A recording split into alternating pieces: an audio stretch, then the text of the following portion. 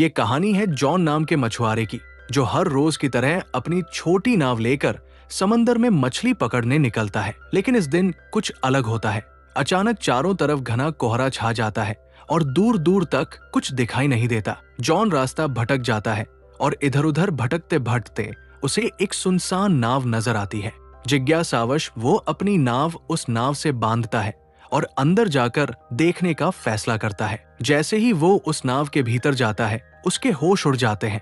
पूरी नाव खाली थी, न कोई इंसान, न कोई आवाज, बस रहस्यमयी सन्नाटा। जॉन जब उस रहस्यमयी नाव में गया तो सब कुछ बिल्कुल सामान्य लगा। खाना ताजा था, कपड़े करीने से रखे थे और हर जगह इंसानी मौजूदगी के संकेत थे। लेकिन वहां कोई था नहीं। वो नाव को चालू करने की कोशिश करता है, पर इंजन काम नहीं करता। इतने विशाल समुद्र में अकेली और खाली नाव देखकर जॉन हैरान रह जाता है। वो दूरबीन से चारों ओर देखने की कोशिश करता है, शायद कोई पास में हो, लेकिन घना कोहरा सब कुछ ढक चुका था। निराश होकर वो कंट्रोल रूम लौटता है और वहां पड़ा रेडियो ऑन करता है। मदद के लिए कोई संकेत भेजने के इरादे से जॉन ने रेडियो पर संदेश भेजा, ये नाव समंदर में फंसी है, कोई सुन रहा हो तो जवाब दे। संदेश भेजने के बाद उसने सोचा कि अब अपनी छोटी नाव से लौट जाना चाहिए। लेकिन जब वो बाहर आया तो उसकी नाव वहां नहीं थी, जबकि उसने उसे अच्छे से बांधा था। उसकी हैरानी और बढ़ गई जब देखा कि अब चारों ओर फैला कोहरा भी अचानक साफ हो गया था और आसमान एकदम खुला था। अब दोपहर का समय हो चुका था। जॉन को समझ नहीं आया कि ये सब क्या हो रहा है। वापस लौटने का कोई और रास्ता न देख वो उसी खाली जहाज पर लौट आया और नक्शे के सहारे रास्ता ढूंढने लगा। जॉन अब ये समझने की कोशिश करता है कि वो आखिर है कहाँ और अपने घर कैसे लौट सकता है। परेशानी ये थी कि उस रहस्यमयी नाव का इंजन खराब था। अगर उसे बचना था तो किसी भी हाल में इंजन को ठीक करना ही था। वो पूरे जहाज में टूल बॉक्स तलाशता है और कड़ी मेहनत के बाद इंजन ठीक कर लेता है। उसके लिए ये एक बड़ी राहत थी। अब नाव चालू हो चुकी थी और दिशा भी धीरे धीरे समझ आने लगी थी। लेकिन खतरा टला नहीं था। जॉन कंट्रोल रूम में जाकर फिर से रेडियो से संपर्क करता है, मगर इस बार भी कोई जवाब नहीं आता। सब कुछ अब भी रहस्य में डूबा था। फिर वो लड़का ऊपर आता है और उसे अचानक टॉयलेट जाना पड़ता है। कोई आसपास नहीं था तो वो सोचता है कि समंदर में ही कर लेता हूँ। जैसे ही वो किनारे जाता है, अचानक किसी ने पीछे से उसे धक्का दे दिया। वो सीधा पानी में गिरता है। हालत बेहद खतरनाक थी, लेकिन उसने रील को पकड़कर किसी तरह खुद को डूबने से बचा लिया। हवा और पानी का दबाव इतना ज्यादा था कि वापस नाव तक आना मुश्किल हो गया, मगर उसने हार नहीं मानी, हिम्मत जुटाई और धीरे धीरे रील के सहारे खुद को खींचते हुए फिर से नाव पर चढ़ाया। इस सब के बीच उसका काम पूरा नहीं हो पाया तो वो दोबारा टॉयलेट जाने लगा। जैसे ही वो नीचे पहुंचा, अचानक किसी ने जोर से दरवाजा बंद कर दिया। जॉन ने पहले इसे हवा का असर समझा और ध्यान नहीं दिया, लेकिन जब बाहर निकलने की कोशिश की तो देखा कि दरवाजा अंदर से बंद हो चुका है। अब वो हैरान रह गया। उसने दरवाजा खोलने की हर कोशिश की, यहाँ तक कि जेब से एक सिक्का निकालकर ताले में फंसाकर भी खोलने की कोशिश की, मगर सब बेकार गया। अब उसे लगने लगा कि इस जहाज पर वो अकेला नहीं है, कोई है जो उसे परेशान कर रहा है, जो दिखता नहीं लेकिन हर वक्त मौजूद है। उसे लगने लगा जैसे कोई उसके साथ बेरहमी से खेल रहा हो। वो जोर से चिल्लाया, कृपया जो भी हो दरवाजा खोल दो, मैं कोई चोर नहीं, बस देखने आया हूँ। लेकिन कोई जवाब नहीं आया। अब उसे समझ आ गया कि मदद की उम्मीद बेकार है। वो कीबिन की तरफ बढ़ा और अंदर जाकर जो देखा उससे उसकी रूह कांप गई। वहाँ खून के धब्बे थे। डरावना माहौल था, पर उसने डर को नजरअंदाज किया और एक कैंची उठाकर दरवाजा खोलने की कोशिश की, लेकिन ताला अब भी नहीं खुला। तभी पूरी नाव जोर जोर से हिलने लगी, जैसे कुछ बड़ा होने वाला हो। जॉन बेहद घबराया हुआ था। तभी उसकी नजर ऊपर की एक खिड़की पर पड़ी। वो किसी तरह उस खिड़की से बाहर निकला और चारों ओर देखा। दूर से एक विशाल कार्गो जहाज उसकी ओर आता नजर आया। उसकी दिशा सीधी उसी नाव की ओर थी। जॉन को समझ आ गया कि अगर वो जहाज टकराया तो सब खत्म हो जाएगा। अब उसे हर हाल में अपनी जान बचानी थी। उसने सिग्नल देने का सोचा, लेकिन उसके पास कुछ था नहीं। उसने तुरंत अपनी शर्ट उतारी और जोर जोर से लहराने लगा ताकि कार्गो जहाज का कोई उसे देख सके। लेकिन अफसोस, इतने प्रयास के बाद भी किसी की नजर उस पर नहीं पड़ी। अब जॉन को किसी भी हालत में अपनी जान बचानी थी। अगर उसकी नाव आगे बढ़ती रही तो तो कार्गो जहाज से टकराकर सब खत्म हो सकता था। तभी उसकी नजर खिड़की के पास लटकी एक रस्सी पर पड़ी।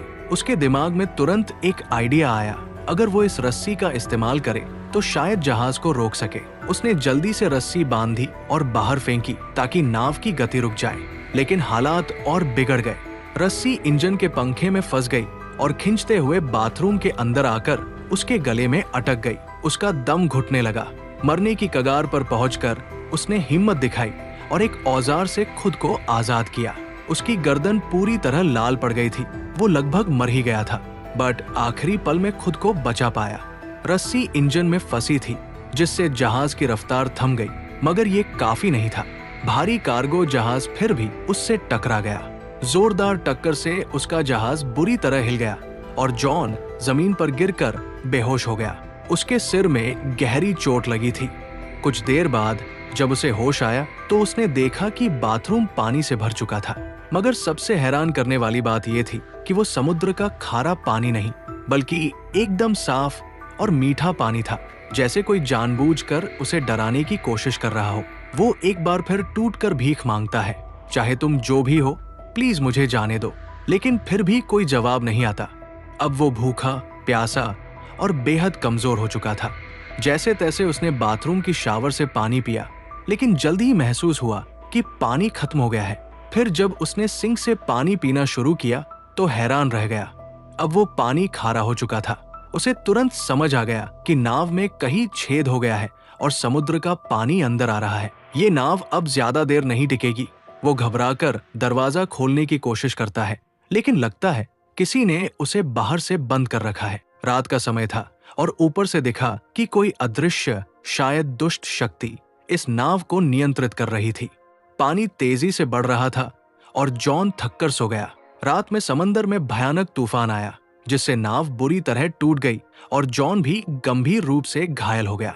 सुबह जब उसकी आंख खुली तो पानी सिर तक पहुंच चुका था, सिर्फ चेहरा बाहर था। अब उसे लगने लगा कि बस कुछ ही पल बचे हैं। तभी अचानक कहीं से क्लिक की हल्की आवाज सुनाई दी, जैसे कुछ खुला हो। जैसे ही जॉन ने हैंडल घुमाया, दरवाजा जोर की आवाज के साथ खुल गया। पानी का दबाव इतना ज्यादा था कि दरवाजा टूटकर नीचे गिर पड़ा और इसी तरह वो बाहर निकलने में कामयाब हुआ। बाहर निकलते ही वो सीधा नाव की छत पर गया ताकि ताजी हवा में सांस ले सके, क्योंकि नीचे ऑक्सीजन लगभग खत्म हो चुकी थी। अब उसे यकीन हो गया था कि कोई अदृश्य ताकत उसे हर हाल में सताना चाहती है। वो शारीरिक और मानसिक रूप से टूट चुका था और नीचे की तरफ पानी लगातार भरता जा रहा था। उसे समझ आ गया कि अब नाव कभी भी डूब सकती है। जॉन ने तय कर लिया था अब वो इस जहाज पर नहीं रुकेगा। तभी उसे एक आइडिया आया। उसने जहाज से एयरबैग्स निकाले और टूटे हुए बाथरूम के दरवाजे को इस्तेमाल करके एक छोटा राफ्ट बना लिया। उसने सब कुछ मजबूती से बांधा ताकि राफ्ट टिक सके, लेकिन राफ्ट चलाने के लिए उसे कुछ और जरूरी सामान भी चाहिए था। उसने जहाज से खाना, पानी और जरूरी औजार जमा किए और खुद को पूरी तरह तैयार किया। फिर बिना पीछे देखे वो जहाज से उतर गया और राफ्ट पर सवार होकर धीरे धीरे समंदर में आगे बढ़ने लगा। वो राफ्ट पर था और उसके सामने वही बड़ी नाव अब भी खड़ी थी। कई घंटे गुजर गए, लेकिन न तो वो ज्यादा दूर जा पाया और न ही वो नाव डूबी, जिसे वो समझ रहा था कि 5 से 10 मिनट में डूब जाएगी। वो अब भी उसी हालत में थी। तभी उसके दिमाग में एक आइडिया आया, अगर ये नाव अभी तक नहीं डूबी तो क्यों न इसके रिसाव को ठीक कर लिया जाए। अगर ऐसा हो गया तो वो इस मजबूत नाव से आराम से सफर कर सकता है। ये सोचकर वो वापस नाव के पास गया। सबसे पहले उसने रिसाव को ठीक किया, फिर पाइप और औजारों से एक पंप तैयार किया ताकि पानी बाहर निकाला जा सके। उसने जो पंप बनाया था उसकी मदद से नाव में भरा समुद्र का पानी धीरे धीरे बाहर निकल गया। रिसाव ठीक करने और पानी हटाने के बाद उसने जहाज की बाकी दिक्कतें भी ठीक कर दी। साथ ही उसने बाहर से भी मरम्मत की ताकि आगे सफर में कोई और परेशानी न हो। काम खत्म होने के बाद उसने फिर से रेडियो से मदद मांगने की कोशिश की, लेकिन इस बार भी कोई जवाब नहीं आया। मायूस होकर वो वापस लौटा और नक्शा निकालकर एक बार फिर रास्ता समझने लगा। उसने नाव को आगे बढ़ाने की कोशिश की, लेकिन जैसे ही इंजन स्टार्ट किया, नाव बिल्कुल नहीं हिली, मानो फिर से उसे धोखा दे रही हो। वो नाव एकदम स्थिर थी, जैसे पानी में जड़ हो गई हो, और यही सोच उसे अंदर से तोड़ रही थी। वो पूरी तरह थक चुका था, उम्मीदें खत्म हो रही थी। तभी दूर से उसने एक और जहाज आते देखा। अब उसके पास बस एक ही रास्ता था, अपने छोटे राफ्ट से उस जहाज तक पहुंचना। वो तुरंत राफ्ट पर चढ़ा और तेजी से उस जहाज की ओर बढ़ा। लेकिन तभी वो जहाज अचानक हिलने लगा और जॉन की तरफ तेजी से बढ़ने लगा, जैसे किसी ने उसे जानबूझकर उसकी ओर भेजा हो। जॉन ने अपनी रफ्तार बढ़ाई, लेकिन वो विशाल जहाज और भी तेज हो गया। और ठीक इससे पहले कि वो जहाज उसे टकराता, जॉन ने आखिरी कोशिश की और अपने बोट से कूदकर उस दूसरी नाव तक तैरने का फैसला किया, जो दूर जाती दिख रही थी। लेकिन जब तक वो वहां पहुंचा, वो नाव गायब हो चुकी थी। तभी उसे एहसास हुआ कि इस रहस्यमयी नाव पर कोई बुरी ताकत है, जो उसे कहीं जाने नहीं दे रही। उसने सोच लिया था कि चाहे जान चली जाए, वो इस नाव पर वापस नहीं जाएगा। लेकिन शाम तक पानी में तैरते तैरते ठंड बढ़ने लगी। नीचे डॉल्फिन्स तैर रही थी, पर पानी का तापमान बहुत गिर चुका था। ठंड सहन न हो पाने पर मजबूरी में वो फिर उसी नाव पर लौट आया। वो इतना थक और बीमार हो चुका था कि कुछ सोच पाने की हालत में नहीं था। बस चुपचाप एक कंबल ओढ़कर कमरे में सो गया। सुबह जब उसकी आंख खुली तो उसने फिर से इस जहाज से निकलने का फैसला किया।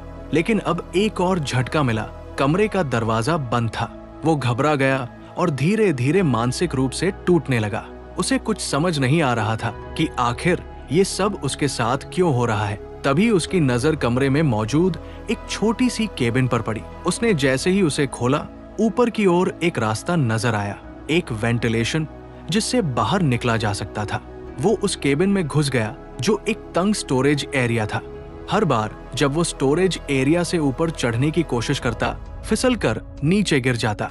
गिरने से उसे कई चोटें भी आई, मगर उसने हार नहीं मानी। बार बार गिरते हुए आखिरकार वो फिर से ऊपर पहुंचा और उस वेंट की खिड़की को खोलने की कोशिश की, लेकिन वो टस से मस नहीं हुई। ऐसा लग रहा था जैसे उसे जानबूझकर सील कर दिया गया हो। अब वहां की ऑक्सीजन भी तेजी से खत्म हो रही थी। सांस लेना मुश्किल हो रहा था। नीचे का दरवाजा भी बंद था। वो वापस कमरे में नहीं जा पा रहा था। उसे लगने लगा कि अब यही उसका आखिरी समय है। लेकिन तभी उसने फिर से वही क्लिक की रहस्यमयी आवाज सुनी।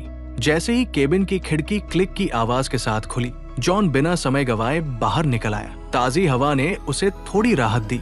बाहर आकर उसने देखा कि नाव एक छोटे से द्वीप की ओर बढ़ रही थी।